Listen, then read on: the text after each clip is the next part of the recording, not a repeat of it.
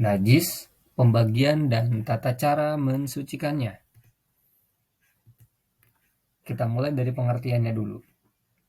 Najis itu segala sesuatu yang dianggap kotor menurut hukum Islam. Ini di garis bawahi ya. Jadi yang menentukan itu adalah hukum Islam. Benda yang terkena najis disebut mutanajis. Nah, benda mutanajis ini bisa dibersihin kembali. Misalnya pakaian kita sehari-hari ya.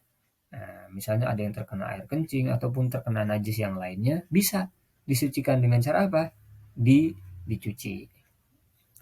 Sesuatu yang kotor ya ataupun menjijikan itu belum tentu najis loh. Ingat, yang menentukan adalah hukum Islam, sesuatu itu najis atau tidak. Contoh, kotoran hidung ya atau upil ataupun juga ingus. Meskipun jorok, menjijikan, tapi menurut hukum Islam, ingus dan upil itu bukan najis. Sehingga baju yang terkena ingus itu tetap suci. Ya.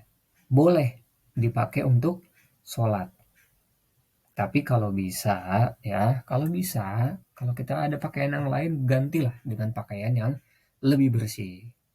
Tapi kalau nggak ada, masih tetap sah sholatnya. Karena tadi ya, ingus walaupun kotor ataupun menjijikan, tapi menurut hukum Islam bukan termasuk najis. Sekarang macam-macam najis. Kalau dari cara mensucikannya ada 3 macam. Najis ringan, najis sedang, najis berat. Najis ringan, cara bersihinnya paling ringan sesuai dengan namanya ya. Cukup dibasuh saja najisnya.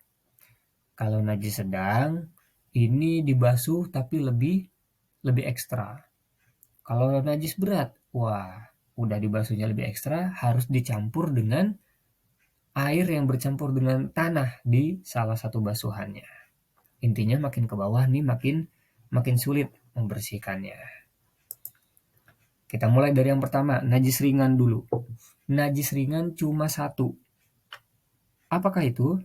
Ya, dia cuma air kencing bayi laki-laki yang belum mengonsumsi apa-apa kecuali ASI dan usianya belum 2 tahun. Udah itu aja. Kalau bayinya perempuan gimana Pak? Nggak bisa, hanya bayi laki-laki.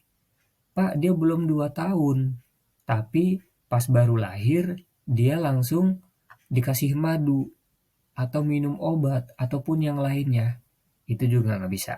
Ingat ya, hanya mengkonsumsi ASI saja. Selanjutnya, najis mutawasito atau najis sedang. Ini najis yang paling banyak contohnya. Saking banyaknya mungkin tidak akan bisa disebutkan di sini semua. Ya, tapi secara umum apa saja? Nih, segala sesuatu yang keluar dari 2 jalan kotoran, baik kubul ya ataupun depan ya, dari kelamin maksudnya, ataupun dubur dari belakang. Ya. Kecuali air mani. Air mani walaupun keluar dari kelamin, tapi menurut hukum Islam, air mani ini bukan termasuk najis. Nah, selain itu, berarti najis. Air kencing, najis. Kotoran, najis. Darah haid, najis. Darah nifas, najis. Pokoknya semuanya itu najis. Ya. Apalagi? Bangkai binatang darat yang tidak melalui proses penyembelihan sesuai dengan ketentuan syariat Islam. Kayak ini nih, kambing. Misalnya kambing kena virus, sakit, mati. Maka kambing ini disebut bangkai. Kalau kita pegang, berarti tangan kita ya terkena najis.